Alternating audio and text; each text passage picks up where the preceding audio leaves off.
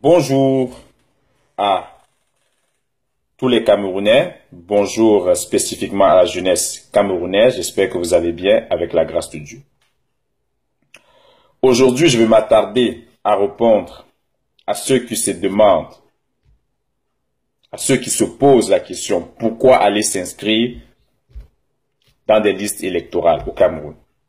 À quoi cela va servir de s'inscrire?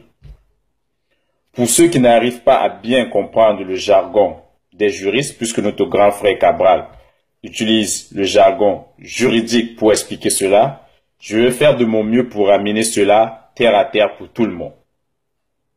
Souvenez-vous, pas très longtemps, au mois de janvier, cette jeune équipe camerounaise de football a remporté le titre de champion d'Afrique.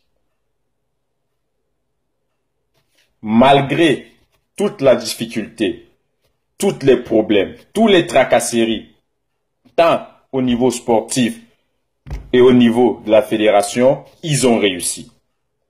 Souvenez-vous des matchs Cameroun-Gabon, Cameroun-Sénégal, pour ne citer que cela.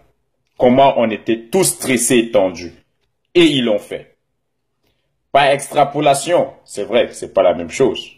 Mais par extrapolation, c'est pour vous dire que rien n'est joué d'avance. Rien, absolument rien. Nous tous des Camerounais, nous nous connaissons. On ne peut pas bluffer des bluffeurs. Tout Camerounais sait que nous les Camerounais, nous sommes des potentiels bluffeurs. C'est la vie, c'est l'environnement qui nous forge ainsi. Ce grand frère-là ne peut pas venir nous manchons. Non, il sait de quoi il parle. Rien n'est joué d'avance. Oui, nous sommes dans un pays où il y a la corruption, où il y a des fraudes, où il y a des petits manigances, mais il nous dit que c'est jouable. Ces difficultés peuvent être contournées, ils peuvent être contrôlées pour que cela soit à notre avantage. Alors, il faut aller s'inscrire dans les listes électorales via cette opération de 11 millions d'inscrits que le grand frère Cabral a mis sur pied. Faut pas hésiter. Je peux comprendre qu'il y a un doute. Et croyez-moi, le doute est une bonne chose. Car rien n'est certain à la fin si cela n'est pas passé par l'examen de conscience qui est le doute. Mais il ne faut pas s'arrêter là lorsqu'on doute. Il faut faire le travail pour enlever tout doute pour arriver dans une conclusion fiable. Et la première étape aujourd'hui, c'est de partir s'inscrire dans des listes électorales.